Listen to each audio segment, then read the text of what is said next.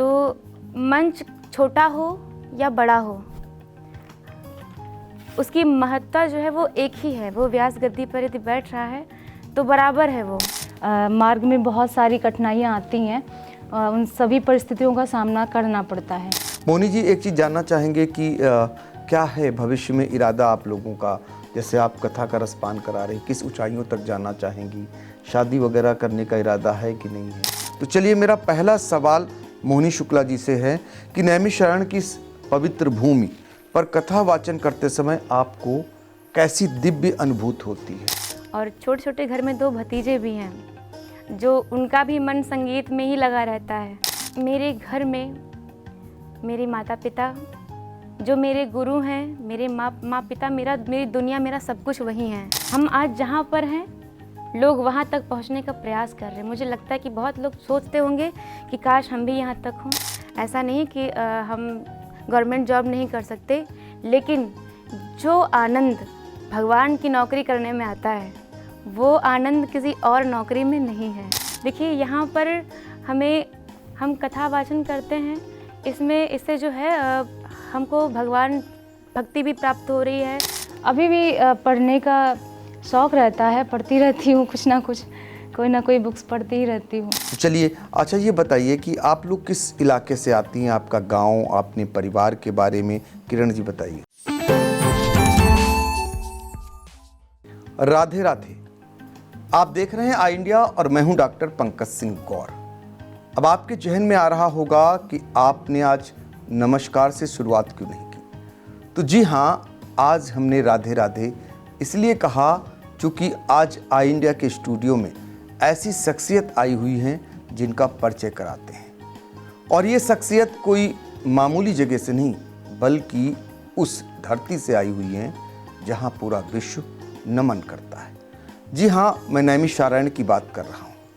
तो आपके बारे में हम बताएं उससे पहले थोड़ा सा हम आपको नैमिषारण्य लेकर चलते हैं, उसकी पावन तपोभूमि के बारे में बताते हैं, ताकि आपका रिश्ता क्या है ये भी बतलाएंगे।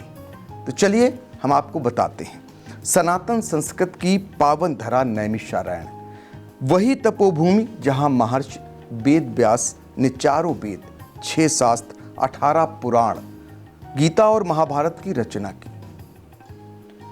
मान्यता है कि यही पहली बार श्री सत्यनारायण व्रत कथा का वर्णन हुआ। यहीं सूत जी ने ऋषियों को पुराणों का ज्ञान दिया और विष्णु भगवान का सुदर्शन चक्र भी इसी भूमि पर आकर ठहरा। जो हमारे पीछे आप देख रहे होंगे चक्र तीर्थ, यहीं पर वो स्थान है, जो पवित्र स्थान है जहाँ पर आज भी विश्व भर के लोग आते हैं। आज उसी दिव्य भूमि पर कथा व्यास बहनें मोहिनी शुक्ला और किरण शुक्ला अपनी अमृत वाणी से श्रोताओं को भाव विभोर कर रही हैं। तो चलिए आइए जानते हैं उनके भाव, अनुभूति और संदेश को।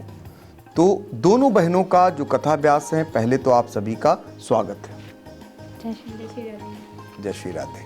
तो देखिए, नैमिषारण्य की धरती से आती हैं दोनों बहनें हैं और दोनों कथा व्यास हैं। आप सोचिए, ये बहुत ही विलक्षण कह सकते हैं कि आपको ऐसी कथा व्यास मिलेंगी। और ये जानकर आपको अचरज होगा कि कितने साल से इन्होंने शुरुआत कर दी थी। आज सारी चीज़ें बताएंगे और इनके उस धरती के बारे में भी आपको मैंने रूबरू करा ही दिया। अब ये उत्तर प्रदेश ही नहीं, झारखंड तक कथा का अमृत पान कराने जाने लगी हैं। धीरे धीरे बहुत ही कम उम्र से आप लोगों ने शुरुआत की थी और ऊंचाइयों तक पहुंचने लगी हैं। तो चलिए, दोनों बहनों से जो कथा व्यास हैं, उधर मोहिनी शुक्ला जी, इधर किरण शुक्ला जी, इनसे आपका परिचय कराते हैं। पहले बात कर लेते हैं मोहिनी जी से। मैं जानना चाहूँगा कि आप ज़रा अपने बारे में दर्शकों को बताइए, लोग जान सकें, और फिर हम आगे चलकर आपसे बहुत सारी बातचीत करेंगे। जय श्री राधे। मैं मोहिनी शुक्ला, कथा व्यास। हम दोनों बहनें एक ही साथ कथा करते हैं और बचपन से एक साथ ही रह रहे हैं। तो एक ही जैसे, मतलब जैसे लगता है कोई देखे तो लगे कि हम दोनों जुड़वा बहनें हैं। काफ़ी लोगों का ये प्रश्न भी रहा है। आज तक किसी को नहीं लगा कि हम दोनों अलग अलग हैं, परंतु जी बिल्कुल, नहीं नहीं, मेरा यही सवाल किरण जी से मेरा था पहले। जब मैं पहली बार मिला तो आपसे मैंने पूछा था कि आप क्या जुड़वा बहनें हैं, तो आपने कहा मैं नहीं, हम दोनों बहनें, हमारी बड़ी बहन अलग हैं और मैं अलग हूँ। किरण जी ये बताइए, कितनी उम्र में आपने शुरुआत की थी? जी मेरी जो उम्र थी, मेरा मुंडन संस्कार हुआ था तो 5 वर्ष की अवस्था में, और उसके बाद 1 वर्ष ही व्यतीत हुआ होगा मेरा, 6 साल के जो हम हो गए थे, तो हमारे यहाँ एक शक्तिपीठ है माँ भाराशनी मंदिर का, जहाँ पर कई वर्षों से यज्ञ होता आ रहा है। तो हम छोटे थे बचपन में, मेरी माताजी और सपरिवार हम प्रवचन सुनने के लिए वहाँ पे गए हुए थे। तो मेरे मन में बार बार यही आ रहा था कि मैं भी कुछ जाऊँ, मैं भी कुछ वहाँ पर सुनाऊँ। लेकिन हमने अपनी मम्मी से पूछा कि मम्मी मैं भी जाऊँ, लेकिन मेरी माताजी ने सोचा ये भी छोटी बच्ची है, और बचपन में मुझे बहुत सारे भजन, मतलब संगीत की थोड़ी थोड़ी जानकारी बचपन में थी मुझे। तो मेरी माँ ने सोचा कि पता नहीं वहाँ पे क्या बोल दे और लोग कहेंगे कि छोटी बच्ची को नहीं संभाला गया, ये वहाँ पहुँच गई। तो उन्होंने मुझे रोका, नहीं बेटा वहाँ नहीं जाना है। लेकिन मेरे मन में जो वो भाव था कि मैं वहाँ पर जाऊँ, मैं भी कुछ बोलूँ, तो मैंने पहली गलती की कि मैंने अपनी माँ से बिना बताए, बिना पूछे हम वहाँ मंच पर चढ़ गए, और एक कथाव्यास थे, मुझे नहीं पता कि वो कौन थे। तो हमने उनसे, मेरा पहला यही वर्ड रहा कि महाराज जी आप बजाओ और हम गाएं। अच्छा। तो उन्होंने मुझे देखा, उन्होंने मुझे मंच दिया, माइक दी, और मैंने, माता रानी का दरबार था, माँ भाराशनी का, और मैंने वहाँ पर 2 लाइन भजन गाया। माँ तेरा दीपक जलाने आ गई, शेरों वाली को मनाने आ गई। उसके बाद हम भूल गए। उन्होंने मुझे उस समय 2 रुपए दिए और एक फल दिया, प्रसाद दिया, और उन्होंने ये कहा कि ये छोटी बच्ची जो आज बिना किसी से डरे हुए पब्लिक में आके बैठ गई, जहाँ पर लोग ताली बजाने में, भजन गाने में डरते हैं, वहाँ ये छोटी सी बच्ची जिसका भी मुंडन हुआ है वो आके मंच पे बैठ गई। उन्होंने मुझे आशीर्वाद दिया कि माँ की कृपा रही तो बहुत आगे तक जाएगी। वो मेरा पहला मंच था, और माँ की कृपा से आज मैं यहाँ तक हूँ। बिल्कुल, तो देखिए 5 साल की उम्र में ये साहस ही था, ये प्रण ही थी, ये इच्छा शक्ति थी कि आपको मंच संभालना है और लोगों को कथा का श्रवण कराना है, तो वो आपने प्रण किया और आपने किया। तो मोहिनी जी ये बताइए कि जो आपकी छोटी बहन है किरण, ये 5 साल की उम्र में जब इन्होंने शुरुआत की तो आप लोगों ने साथ साथ शुरू की?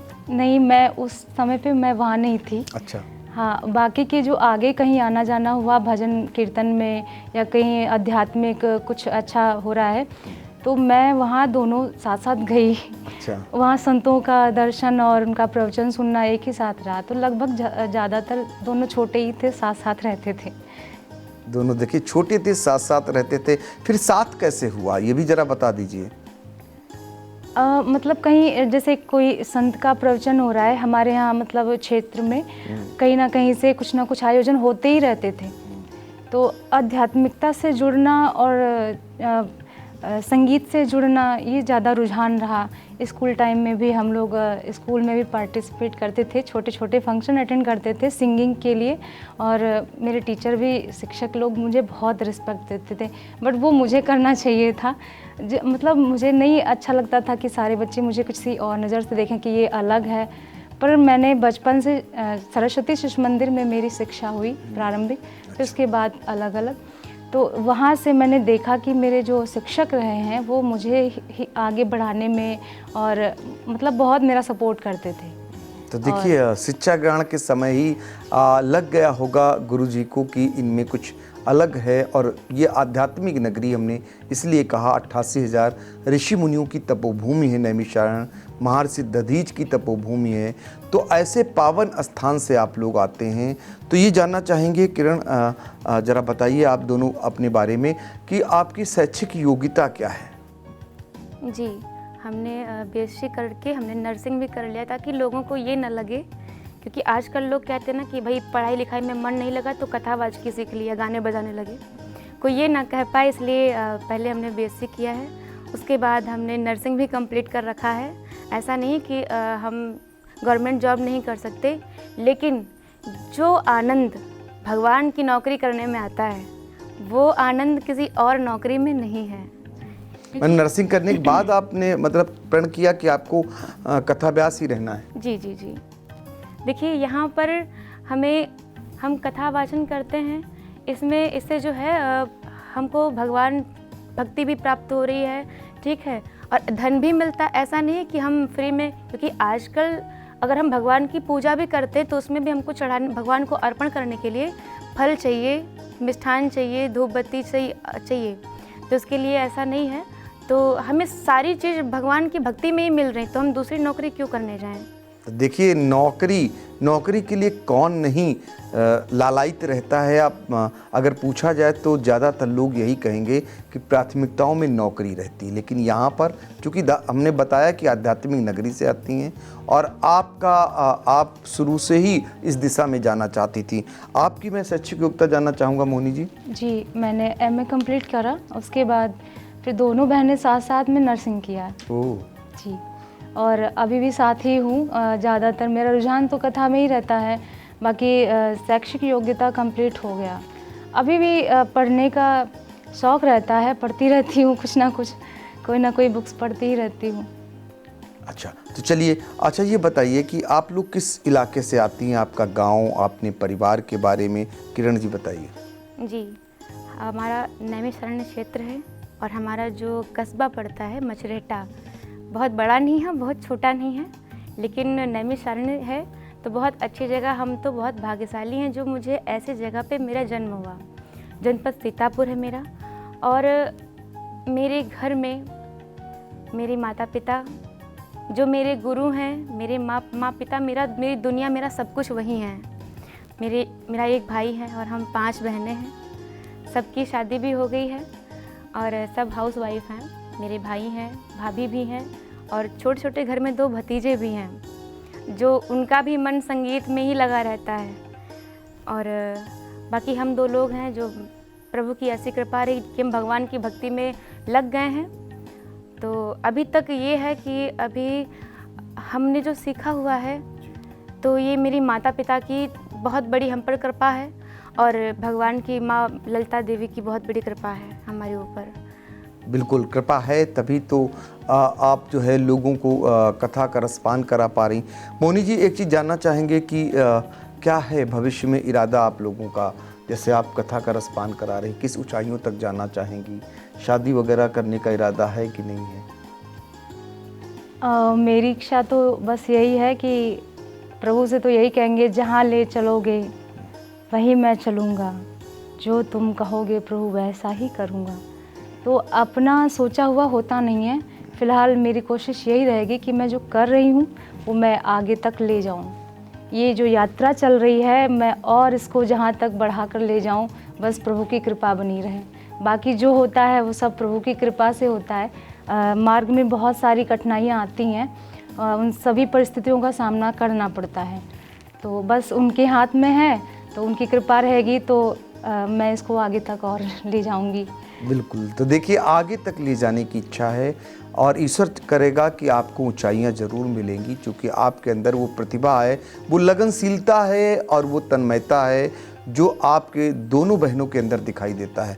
किरण जी, आपसे जानना चाहेंगे, आपको भी लगता होगा, जो बहुत सारे आज कथाव्यास आप देखते होंगे, तो 2 बहनें जो एक साधारण से गांव से निकली हुई हैं लेकिन बहुत ही तपोभूमि से आती हैं, तो ऐसे में आपका भी मन होता होगा कि आप भी उतने बड़े मंच को साझा करें, उतने ही बड़े मंचों से आप भी कथा का रसपान कराएं, तो ये मन में होता होगा।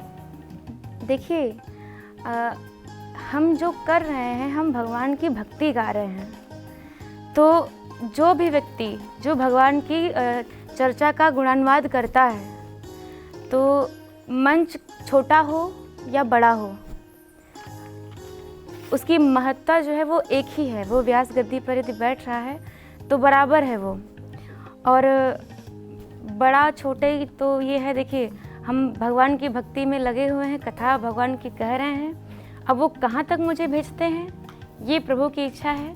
बाकी जितने में उन्होंने मुझे रखा है, अभी हम उतने में ही खुश हैं, क्योंकि हम आज जहाँ पर हैं लोग वहाँ तक पहुँचने का प्रयास कर रहे हैं। मुझे लगता है कि बहुत लोग सोचते होंगे कि काश हम भी यहाँ तक हों। तो हम जितने में हैं, अभी जहाँ पे हैं, हम बहुत प्रसन्न हैं। तो देखिए, बहुत प्रसन्न है। आत्म संतुष्टि सबसे बड़ा धन है। अगर वो आपको है तो निश्चित तौर पर जो आप कर्म कर रहे हैं उसका फल तो मिलेगा ही, और फल मिलता भी है। तो आप कर्म कर रही, फल की इच्छा नहीं कर रही और धीरे धीरे बढ़ रही आगे। और आप, हमने बताया आपको कि आपने उत्तर प्रदेश के तमाम जनपदों सहित झारखंड तक आपने कथा का रसपान कराया है और लगातार कराती आ रही हैं। तो मैं ये जानना चाह रहा हूँ आपसे कि राम कथा और श्रीमद् भागवत कथा दोनों कहते हैं आप लोग? जी। अच्छा, चलिए तो अब हम चाहेंगे कुछ सवाल जवाब हमारे आपके शुरू हो जाएं, क्योंकि अभी तो परिचय हम दे रहे थे, बहुत सारे लोग दर्शक जानना चाहेंगे। और आपको भी यदि कथा करानी है तो आप बुला सकते हैं दोनों बहनों को।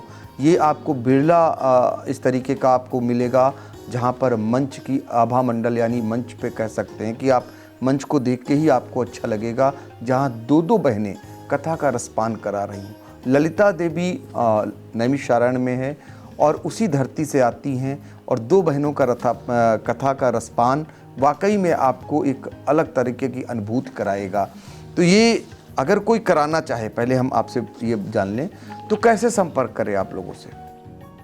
जी, संपर्क सोशल मीडिया है, तो आजकल कांटेक्ट उसी पे चलता रहता है। तो लोग कांटेक्ट करते हैं तो हमारे मैनेजर हैं, उन्हीं से बात होती है। जैसे हाँ, जैसा समय रहता है। तो कि सोशल मीडिया में कहाँ जाएं, क्या डालें, कैसे खोजें आप यूट्यूब पे जाएं, मोहिनी किरण शुक्ला जी नाम से हमारा चैनल है। इंस्टाग्राम है, वो भी मोहिनी किरण शुक्ला जी है। फेसबुक पेज है मोहिनी किरण शुक्ला जी नाम से। जितने भी सोशल मीडिया प्लेटफॉर्म है सब मोहिनी किरण शुक्ला जी नाम से हैं। तो आप वहाँ पे जा करके कांटेक्ट है, आप कर सकते हैं। तो देखिए, ऐसे आपको बुला सकते हैं, अपने इलाके में भी आप कथा का रसपान करवा सकते हैं। तो ये हमने आपको, चूँकि सोशल मीडिया का ज़माना है तो उस पर जा कर के आपसे संपर्क हो सकता है, और उसके बाद आप अपने इलाके में आपको जैसी भी कथा सुननी है आप सुन सकते हैं। तो चलिए, मेरा पहला सवाल मोहिनी शुक्ला जी से है कि नैमिषारण्य की इस पवित्र भूमि पर कथा वाचन करते समय आपको कैसी दिव्य अनुभूति होती है? सही कहा बिल्कुल, कि जैसे कहते हैं ना, नैमिषारण्य 88,000 ऋषि मुनियों की तपोभूमि है जी। और 33 करोड़ देवी देवताओं का वास भी पाया जाता है। किसी न किसी रूप में वे आते रहते हैं और अपने भक्तों की परीक्षा भी लेते रहते हैं। तो जब वहाँ पे जाओ ना, तो जैसे लगता है कि सकारात्मक ऊर्जा का संचार हो रहा है और मानसिक और आध्यात्मिक ना बिल्कुल मन बिल्कुल बड़ा शांतिपूर्ण हो जाता है। जैसे वहाँ पहुँचो ना, तो जैसे लगता है दुनियादारी सब भूल गए हैं। तो उस वातावरण का जो माहौल है वो अपने आप में ही प्रभाव डालने लगता है। तो बहुत ही अच्छा लगता है, ऐसा लगता है कि हम प्रभु की शरण में आ गए हैं। देखिए, प्रभु की शरण में आ गए हैं ऐसा लगता है। नैमिषारण्य जिसके लिए तुलसीदास जी ने लिखा है कि नैमिश्वर तीर्थ विख्याता, अति पुनीत साधक सिद्धिदाता, इसका वर्णन किया हुआ है। अब हम कथा व्यास किरण शुक्ला जी से जानना चाहेंगे कि नैमिषारण्य की पौराणिक महत्ता को आप श्रोताओं तक कैसे शब्दों में पिरोती हैं? देखिए, अभी आपने कहा तीर्थवर नैमिष विख्याता, अति पुनीत साधक सिद्धिदाता था। नैमिषारण्य जो है तीर्थों का राजा है प्रयागराज, और राजा का भी जो वर होता है ये तीर्थवर हमारा नैमिषारण्य है। तो नैमिषारण्य की जो इनका जो महत्व है, हम कितना भी बढ़ा चढ़ा कर शब्दों में इतने अच्छे शब्द लेकर आएंगे वो भी कम रहेगा। हमारे नैमिषारण्य में बड़े से बड़े शौनकादि ऋषि मुनि हैं, हमारे महर्षि दधीच जी हुए हैं। तो यदि उनके बारे में हम शब्द बोलेंगे तो कम ही है। 88,000 ऋषि मुनि, नैमिष और निमिष क्षेत्र, ये जो क्षेत्र है नैमिषारण्य, ये जब ऋषि मुनिगण ब्रह्मा जी के पास गए, बोले प्रभु मुझे 1000 वर्ष तक सत्संग करना है, तो ऐसा कोई आप स्थान बताएं जहाँ पर कोई बाधा ना पड़े। तो ये विचार तो सोचनीय था कि ऐसा कौन सा स्थान हो जहाँ पर 1000 वर्ष तक निरंतर सत्संग चले। तो ब्रह्मा जी ने विचार किया, एक दिव्य चक्र प्रकट किया और भगवान विष्णु से कहा कि आप इसको छोड़िए और एक दिव्य स्थान बताएं। विष्णु जी ने चक्र छोड़ा, जहाँ पर ये चक्र आकर के गिरा है यही हमारा नैमिषारण्य है। अरण्य में जो चक्र गिरा तो ये नैमिषारण्य कहलाया। तो यहाँ पर 88,000 ऋषि मुनिगण यहाँ पर सत्संग करते हैं। और इतना ही नहीं, जब देवताओं पर संकट आया, इंद्र पर संकट आया, तो एक बड़े दिव्य पुरुष संत हमारे दधीची महाराज, जो यहाँ नैमिषारण्य में विराजमान रहते थे, आश्रम बनाकर रहते थे, उनके पास आए। बोले महाराज, बड़ा संकोच कर रहा हूँ, कह तो नहीं पा रहा हूँ, लेकिन मुझे आपसे सहयोग चाहिए। देवताओं को राक्षस बड़ा परेशान कर रहे हैं, तो आपकी सहायता चाहिए। ऋषिवर ने कहा क्या चाहते हो? तो बोले कहना तो नहीं चाहिए, लेकिन मुझे आपकी अस्थियों का दान चाहिए, जिससे दुष्टों का संहार हो सके। महाराज देखिए, महर्षि दधीच ने अपनी अस्थियों का दान कर दिया। आजकल लोग दान करने में बहुत पीछे रहते हैं, लेकिन हमारे नैमिषारण्य के ऐसे ऐसे संत जिन्होंने अपनी अस्थियों का भी दान कर दिया, जिससे देवताओं का संकट हटा और दुष्टों का अत्याचार मिटा। दैत्यों का वध हुआ था, और इसीलिए कहा गया है कि विश्व के सबसे बड़े महान दानवीर जो कहे जाते हैं वो महर्षि दधीची हैं। तो देखिए, ये वर्णन हुआ नैमिषारण्य का। अब मेरा सवाल फिर से एक बार मोहिनी शुक्ला जी से है जी। ये है कि जिस धरती पर महर्षि व्यास ने वेद पुराणों की रचना की, जी, वहाँ कथा सुनाना आपके लिए कितना सौभाग्यपूर्ण है? बहुत सौभाग्यपूर्ण है, क्योंकि जो सुनता है उसके लिए तो बड़ा ही सौभाग्य, क्या मतलब बहुत ही सौभाग्यपूर्ण।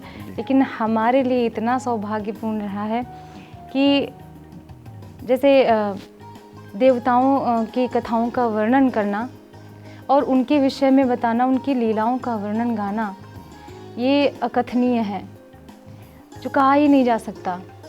और जितने भी हमारे व्यास जी हैं, सूत जी हैं, पहले इनके विषय में बताया जाता है कि ये कौन है, कैसे क्या, फिर कथाओं का वर्णन, फिर मतलब कथा और भगवान की भक्ति, ये सब मिला के ऐसा लगता है कि मैं संसार के माया मोह से मुक्त ही हूँ। और बहुत ही आनंद आता है और बहुत रुझान बढ़ता है लोगों के प्रति, कथा के प्रति। तो देखिए, कथा के प्रति रुझान बढ़ता है और आनंद, जीवन में अगर व्यक्ति आनंदित है तो फिर कोई कष्ट उसे नहीं होता है, तो वो आनंद मिलती है कथा से, और कथा का रसपान कराती हैं। फिर से एक बार किरण शुक्ला जी के पास चलेंगे, कथा व्यास हैं। आपसे जानना चाहेंगे कि मेरा एक सवाल ये है कि विष्णु भगवान के सुदर्शन चक्र से जुड़ी कथा का आध्यात्मिक संदेश क्या है?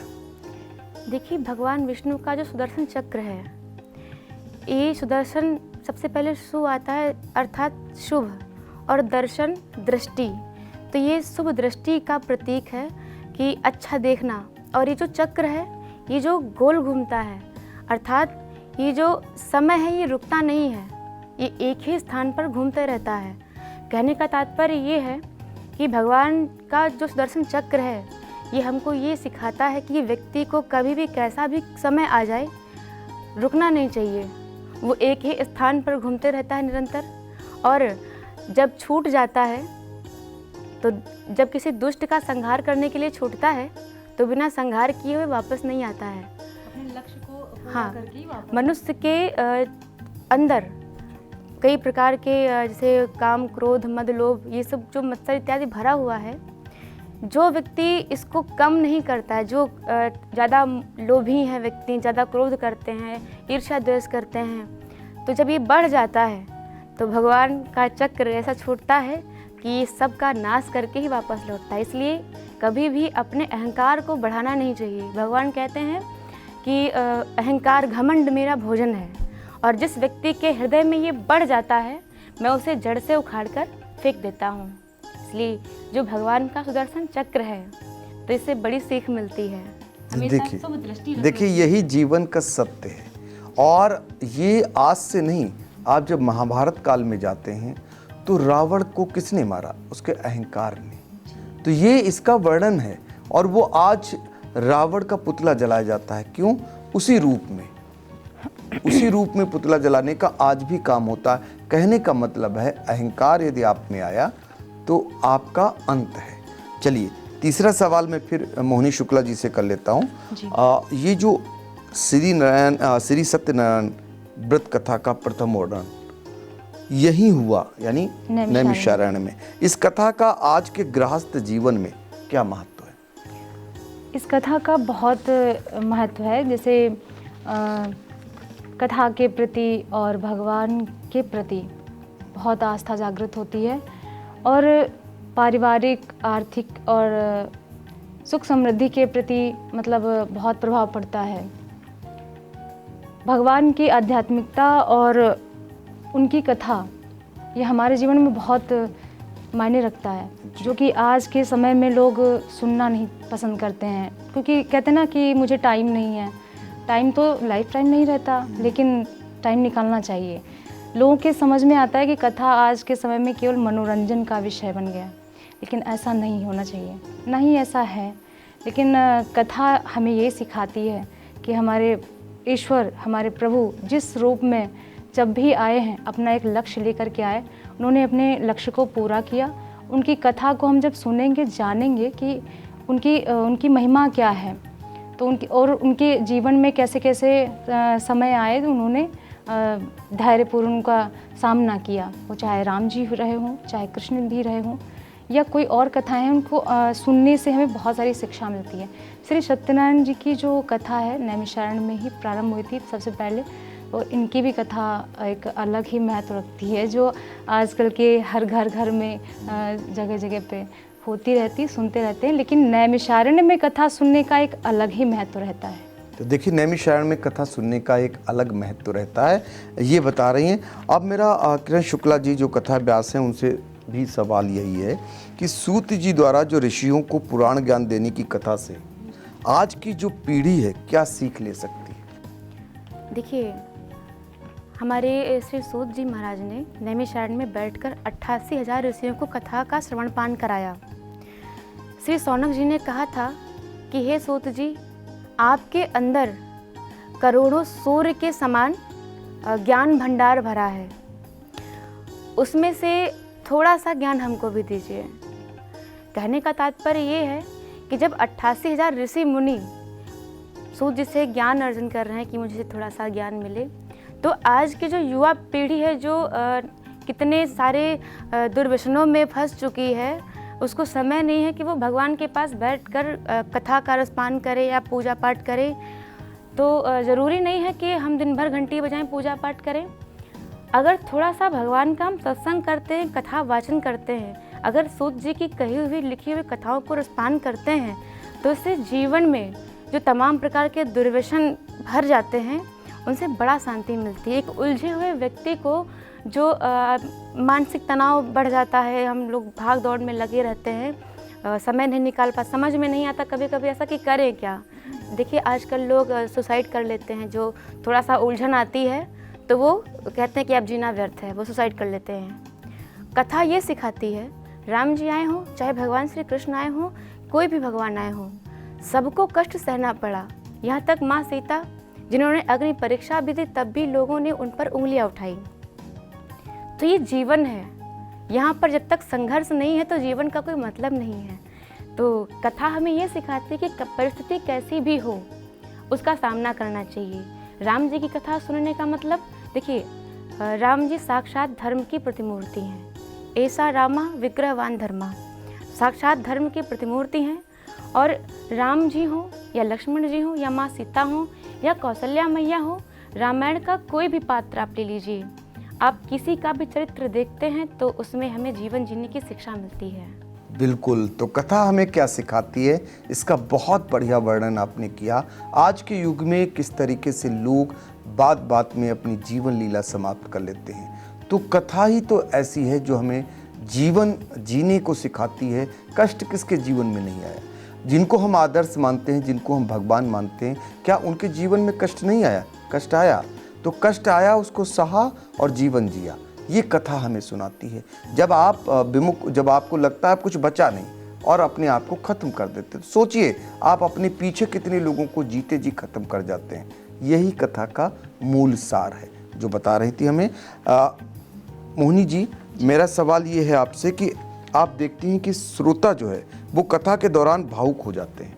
अक्सर आप देखते होंगे, आप लोग भाव विभोर कर देते हैं जब भी कथाएं ऐसी सुनाते हैं। उस क्षण में आपकी मनस्थिति कैसी रहती है?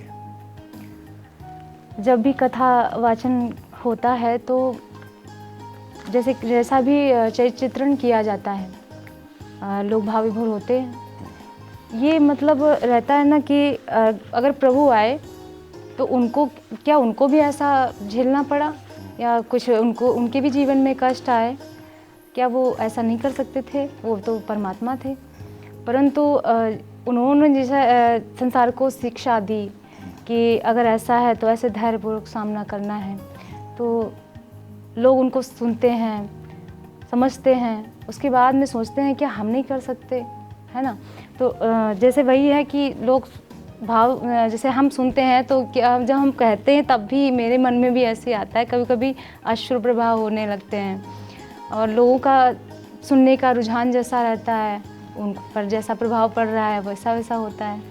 तो प्रभाव तो कुछ अपने शब्दों से भी हो जाता है, बाकी प्रभु की कथा है ही ऐसी, जो मन से सुनेगा वो तो खो ही जाएगा, वो लीन हो जाता है जी। पूरा। और लीन हो जाता है, जैसे भाव होते वैसे सीधा भगवान से कनेक्ट हो जाते हैं कि मेरा मतलब हम ऐसे तुच्छ प्राणी हैं कि हम उनकी बराबरी बिल्कुल नहीं कर सकते, और आज मेरे पास जो कष्ट हो रहा है, मुझे जो कष्ट हो रहा है, वो उनके कष्ट से कई गुना कम है, कई गुना कम है। देखिए, ये होता है उस दौरान का, जो अक्सर आप देखते होंगे कि कथा व्यास जब कथा का श्रवण पान कराती हैं तो कभी ऐसा दृश्य आता है जब वो झूमने पर मजबूर हो जाते हैं, कभी ऐसा दृश्य आता है जब उनके आँखों से आंसुओं की धार फूट पड़ती है। तो यही तो है, यही आपको जीने की कला सिखाती है। जिसमें सुख नहीं है, दुख नहीं है, वो जीवन नहीं जी सकता। तो इसीलिए कथा का रसपान आपको भी करना चाहिए। अब मेरा किरण शुक्ला जी से अगला सवाल ये है कि युवा वर्ग को धर्म और संस्कृति से जोड़ने में कथा वाचन की जो भूमिका है वो कितनी अहम है? बहुत अहम है। देखिए, आज के समय जो है जितनी युवा पीढ़ी है वो नास्तिक होती जा रही है, तो वो भगवान को मानते ही नहीं बहुत से लोग, और यही कारण है कि लोग धर्म परिवर्तन में फंस जाते हैं। ये मानते नहीं, आधुनिकता की दौड़ में दौड़ रहे हैं। हाँ, दौड़ रहे हैं। तो सनातन की जानकारी देना, यदि वो हर स्कूल में मुगल पढ़ाए जाते हैं कि मुगल कौन थे, सब कुछ पढ़ाया जाता है, लेकिन अभी तक बहुत कम ऐसे स्कूल हैं जहाँ पर रामायण का ज्ञान दिया जाता है, जहाँ पर गीता पढ़ाई जाती है ना। तो यदि हम इनकी जानकारी नहीं रखेंगे तो हमारे जो आगे आने वाली युवा पीढ़ी है वो श्री राम को कैसे पहचानेगी कि हमारे भगवान श्री राम कौन थे। कथा वाचन से ही हम लोगों को बता सकते हैं कि प्रभु श्री राम वो उस समय भगवान तो ऐसे थे कि जिस समय भगवान को सूचना मिली कि सुबह उनका राजतिलक होने वाला है, वो सुनकर भी भगवान के चेहरे पे कोई खुशी नहीं आई, ऐसे मेरे राम जी। और जब सुबह पता चला कि माता ने वचन मांगा है पिताजी से कि 14 वर्षों के लिए वनवास जाना है, तो ये सुनकर भी उनके चेहरे पर कोई दुख नहीं आया, ऐसे मेरे राम जी हैं। उन्होंने सब कुछ सहा है। तो और हम आजकल कुछ भी नहीं सह पाते हैं। तो सनातन धर्म क्या है?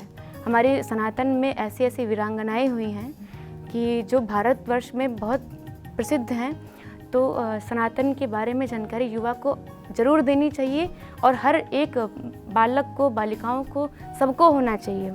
देखिए, सबको होना चाहिए। इसीलिए कहा गया है कि कथा को लेकर के, जैसे आपने बताया, भगवान श्री राम के आदर्श को क्यों बताया जाता है। एक ही तो मर्यादा पुरुषोत्तम राम है, और उनको लेकर के आपको कथा में ही ये सब सुनने को मिलेगा, जानने को मिलेगा। और उन्हीं को अगर आप आदर्श मानते हैं, बहुत सारे आज के युग में आप देखते हैं अपराध किधर जा रहा है, अपनों का खून अपने कर दे रहे हैं। तो ये अगर आप कहीं ना कहीं पहले भी कितने कष्ट भोगे होंगे, उसी घर से भगवान श्री राम को कहा गया 14 साल वनवास के लिए किया गया उनका कि 14 साल जाना है, उन्होंने सहर्ष स्वीकार कर लिया, घर में कोई प्रशोध नहीं किया। और जब गए तो क्या क्या घटनाक्रम हुआ, किन किन लोगों का उन्होंने सहारा लिया। वो चाहते तो सब कुछ बना सकते थे, लेकिन जब उन्होंने विजय पाई तो किनके सहयोग से विजय पाई। कैसे केवट का वर्णन आता है, कैसे आप सोचिए उनको जब सुन करके वही चीज़ें अगर आप आत्मसात कर लेते हैं अपने जीवन में, तो शायद आपको जीवन में कष्ट भी ना हो, और साथ ही आप एक आदर्श नागरिक के रूप में आपकी पहचान हो जाए। तो ये आपने सुना। अब हम फिर से एक बार सवाल जवाब को जारी रखते हैं। मोहिनी जी से आपसे जानना चाहेंगे जी। कि आज के भाग दौड़ भरी जीवन है, उसमें पुराण कथाएं लोगों को किस तरह शांति प्रदान कर सकती हैं? ये तो बात सही है कि आजकल भाग दौड़ भरा जीवन है हर किसी का। बालक जब जन्म लेता है उसके बाद जैसे ही वो स्कूल जाना प्रारंभ करता है तो उसके बाद उस पर सारी जिम्मेदारियां हो जाती हैं। बिल्कुल। तो फिर वो जान ही नहीं पाता मुझे क्या करना है और मैं क्या कर रहा हूँ।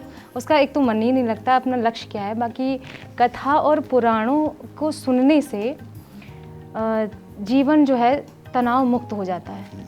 जीवन जीने की कला सीखते हैं कि कोई भी प्रसंग ले लिया तो उसमें हम सीखते हैं कि अगर इस राजा का ऐसा जीवन रहा है, इतना संघर्ष हुआ है, तो मुझे कैसा क्या करना चाहिए। ऐसी परिस्थितियाँ आती हैं तो मुझे क्या करना चाहिए। तो कथाएं जोड़ती हैं, जीवन जीने की कला सिखाती हैं। लेकिन इसी में सवाल जोड़ेंगे, जी।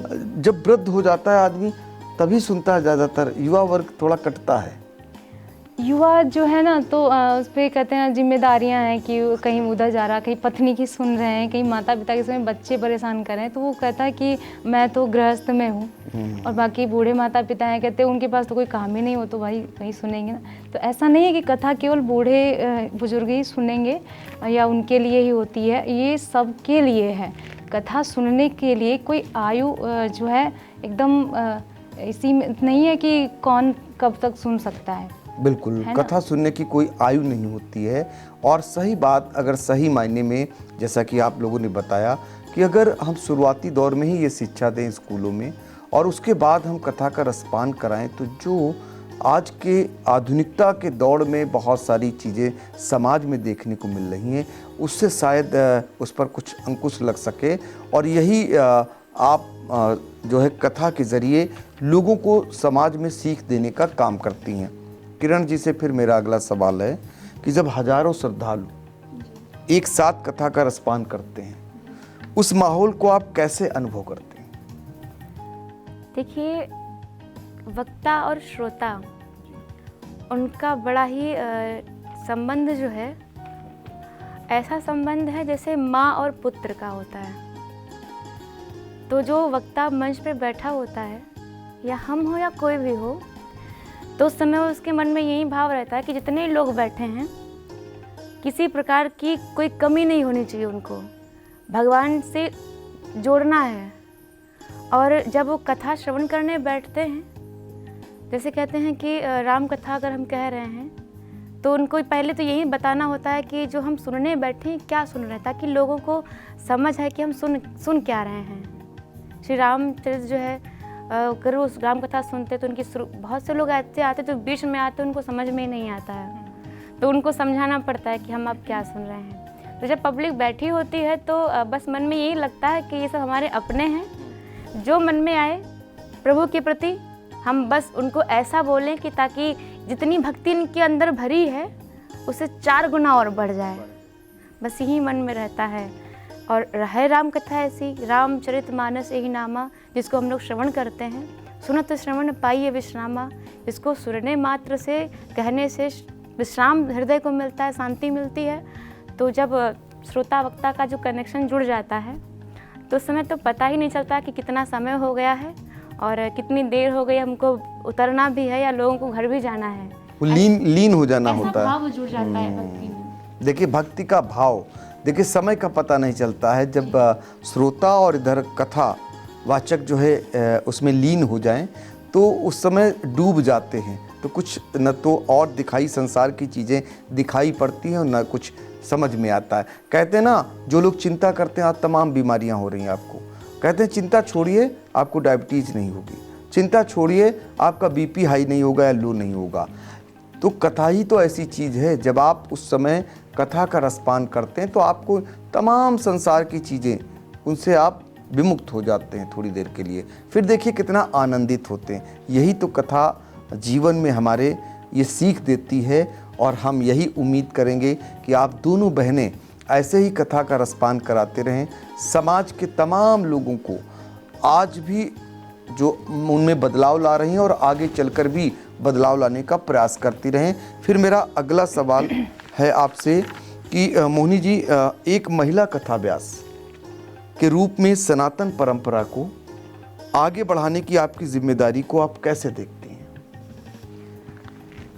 हाँ, सही कहा कि एक महिला जो कथाव्यास होती है ना, तो उसको कई सारे प्रश्नों का जो है सामना करना पड़ता है।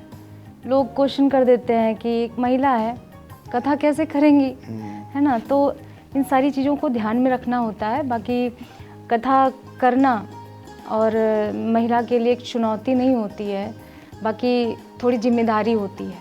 देखिए, हमारे हिसाब से तो ये है कि एक जो महिला है, हम नवरात्र आते माँ दुर्गा को पूजते हैं और 9 दिन में माता के 9 रूपों का दर्शन करते हैं। प्रथमम शैलपुत्री, द्वितीयम ब्रह्मचारिणी, तृतीयम चंद्रघंटेति, कुष्मांडेति चतुर्थकम, पंचमम स्कंदमातेति, षष्ठम कात्यायनीति चा, सप्तमम कालरात्रिति, महागौरी चा अष्टमम और नवम सिद्धिदात्री। 9 स्वरूप माँ के हम देखते हैं, दर्शन करते, पूजा करते हैं। तो एक जो घर में स्त्री बैठी होती है, उसके भीतर भी माँ के 9 स्वरूप होते हैं। प्रथमम शैलपुत्री, जब किसी बेटी का जन्म होता है तो वो शैलपुत्री कहलाती है। द्वितीयम ब्रह्मचारिणी, जब वो थोड़ी सी बड़ी होती, बाल्यावस्था होती है, तो ब्रह्मचारिणी कहती है। तृतीयम चंद्रघंटेति, जब वो विवाह योग्य हो जाती है, उसका विवाह होता है, तो चंद्रघंटा स्वरूप में होती है। प्रथमम शैलपुत्री, द्वितीयम ब्रह्मचारिणी, तृतीयम चंद्रघंटेति, कुष्मांडे चतुर्थकम। विवाह होने के पश्चात जब वो बहू बनती है, तब वो कुष्मांडा कहलाती है। और पंचमम स्कंद मातेति, जब वो अपनी संतान को जन्म देती है, तो स्कंद माता का स्वरूप कहलाती है।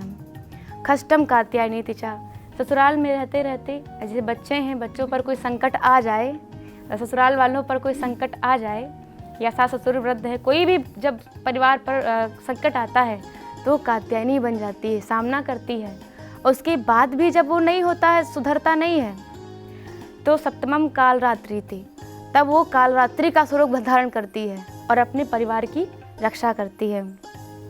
महागौरी चाष्टमम, जब वो वृद्ध होती है, वृद्ध होने के बाद वो महागौरी कहलाती है। और जब वो स्वर्गलोक को सुधार जाती है, तो 9 दुर्गा बनकर सिद्धिदात्री के रूप में सबको आशीर्वाद देती है, अपने कुल को आगे बढ़ाने का प्रयास करती है।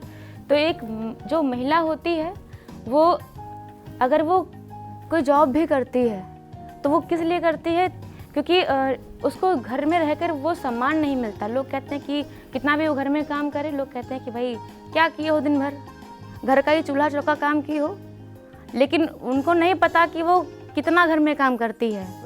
वो बराबर अधिकार पाने के लिए, सम्मान पाने के लिए उसको नौकरी करना पड़ता है। और अगर आध्यात्मिक की दृष्टि से देखा जाए तो एक महिला के लिए चुनौती होती है कि उसकी जो बच्चे हैं, उनको घर में सनातन की कहानियाँ सुनाना, सनातन धर्म के बारे में बताना, शिक्षा देना, ठीक है, ताकि वो सनातन धर्म के बारे में विषय में जान सकें। कोई त्यौहार आता है तो उसमें पूरी व्यवस्था करती है, क्या कैसे पूजा होगी, कैसे क्या होगी, पूरा सनातन को लेकर चलती है एक महिला। तो महिला कथाव्यास होने के नाते हमारा तो यही माताओं के लिए संदेश है कि वो कहीं से कम नहीं है, कहीं से पीछे नहीं है। कभी रानी लक्ष्मीबाई, जिन्होंने अपने घर से लेकर अपने स्वराज तक की रक्षा की, तो माताएं कहीं से कम नहीं हैं और आगे बढ़ें, सनातन की रक्षा करें, अपने परिवार की रक्षा करें। बिल्कुल, महिलाएं कहीं किसी मामले में पीछे नहीं हैं। और जब हमने नैमिषारण्य का जिक्र किया था, तो ये जो 2 बहनें कथा व्यास हैं, ये सीता की नगरी भी कही जाती है। और यही ललिता देवी मंदिर, जो आप नैमिषारण्य आते हैं तो ललिता जी की भी यहीं पर मंदिर है उनका, और वहाँ लोग नतमस्तक होते हैं। और सीतापुर, सीता की नगरी बताया ही आपको, सीतापुर वैसे भी महिलाओं के लिए हमेशा से आगे कहा जाएगा। अगर राजनीति के क्षेत्र में बात करें तो सीतापुर की पहली महिला सांसद बनी उमा नेहरू जी, वो भी महिला थी। और पहली जो MLC बनी वो भी कुदसिया बेगम, वो भी महिला ही पहली है। और इसके अलावा अगर पहली महिला के बारे में बात करें तो जिले का जो प्रथम नागरिक होता है वो जिला पंचायत अध्यक्ष होता है, और जिला पंचायत अध्यक्ष भी महिला ही है। जहां हम बैठे हैं सीतापुर में, यहाँ नगर पालिका में अगर नगर की बात करें तो पहला जो नगर अध्यक्ष होता है वो नगर पालिका का चेयरमैन होता है, वो भी पहली महिला ही हैं। तो महिलाएं सीतापुर में पीछे नहीं, और जीती जागती उदाहरण आपके सामने बैठी हुई हैं ये दो बहनें जो कथाव्यास हैं, जो कथा का श्रवण करा रही हैं। तो ये तो बात सच है, महिलाएं अब पीछे नहीं हैं। मेरा यही इसी से जुड़ा हुआ आपसे अंतिम सवाल ये है, देश प्रदेश के श्रद्धालुओं के लिए आपका क्या आध्यात्मिक संदेश रहेगा? मेरा सभी के लिए संदेश ये है कि आप अपना जो भी आप कारोबार चलाते हो उसको चलाएं, लेकिन उसके साथ साथ अपने परिवार को, अपने बच्चों को और अपने आप में थोड़ा सा, जब हम राम कथा को श्रवण पान करते हैं तो राम कथा सुनने का मतलब ये नहीं कि इधर से सुना उधर से निकाल दिया है। लोग कहते हैं कि हमने घर में रामायण बैठाई है और वो बैठी थी फिर उठ के चली गई, मतलब सुना और उसको निकाल दिया। तो सुनने के बाद निकालना नहीं है। रामायण कराने का मतलब ये है कि हम भगवान रामचंद्र जी के चरित्र का वर्णन सुन रहे हैं, उनके आदर्शों को अपने अंदर बैठाएं। आत्मसात करें। जी, तो प्रभु की कथा सुनने का बस एक ही उद्देश्य है कि हमारे बच्चों में, हमारे परिवार में, ज़्यादा नहीं, हम राम तो नहीं बन सकते, हम सीता तो नहीं बन सकते, हाँ थोड़ा सा बनने का प्रयास तो कर सकते हैं। तो बस यही संदेश है कि आप लोग जितना ज़्यादा हो सके भगवान से अपने भक्ति को बढ़ाएं, सनातन धर्म से जुड़ें और अपने बच्चों को संस्कार दें, सनातन धर्म की जानकारी दें। मोहिनी जी, आप भी कुछ संदेश दे दीजिए। यही है कि आज के समय में जैसे कहते हैं कल काल चल रहा है, तो लोगों को समय नहीं है, परंतु थोड़ा सा समय सत्संग के लिए ज़रूर निकालिए, ताकि हमारा जो सनातन धर्म है वो धीरे धीरे आगे और बढ़ता रहे। जैसे अभी तो बहुत सारी मैंने न्यूज़ देखी, आप लोगों ने भी सुना है कि बहुत सारे साधु संत महात्मा थे, सभी हिंदू राष्ट्र बनाने में पड़े हुए हैं। और ये बात सही भी है कि आप लोग भी इसका समर्थन करें और थोड़ा अध्यात्म की ओर, सनातन धर्म की ओर थोड़ा सा ध्यान दें, क्योंकि वैदिक परंपरा और ये जो हमारा जो सनातन धर्म है ये बहुत सबसे प्राचीन धर्म है। सनातन धर्म को आगे बढ़ाना है, सत्संग में आगे बढ़ना है, अपने हिंदू रीति रिवाजों को हमेशा प्रचलित रखें, पाश्चात्य सभ्यता ना ही धारण करें। ये निवेदन रहेगा कि सभी अपने सनातन धर्म को आगे बढ़ाने का प्रयास करिए। बहुत बड़ा संदेश है आपके लिए, आधुनिकता की इस दौड़ में पाश्चात्य सभ्यता न धारण करें। ये आपके लिए जो कथा व्यास हैं दोनों बहनें, उनका संदेश है। और कथाएं जो बताई आपने कि कथा आपके जीवन में कैसे आपको आदर्श बनाने का काम करती हैं, कैसे आपको गलत रास्ते पर जाने से रोकती हैं और कैसे आपको समाज की जिम्मेदारियों का, परिवार की जिम्मेदारियों का और जो आदर्श बनने का, निर्वाहन करने का जो संदेश देती हैं। तो इसके लिए आप कथा का जरूर श्रवण करें और आपकी ये दोनों बहनें आपको कई मोड़ों पे मिलेंगी, कई कथाओं में आपको कथा का श्रवण कराते हुए मिलेंगी। हम उम्मीद करेंगे कि आप लोग नैमिषारण्य की धरती से पूरे देश में एक अलग तरीके का एक पहचान बनाएं और यहाँ के जरिए संदेश दूर दूर तक पहुँचाने का प्रयास करें। यही हमारी कामना भी है, यही हमारी शुभकामनाएं भी हैं। एक बार फिर से आप दोनों को राधे राधे। राधे राधे, जय श्री राधे।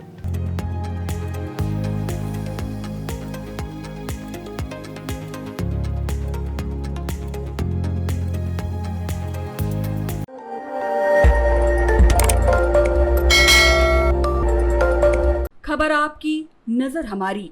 देखते रहिए आई इंडिया।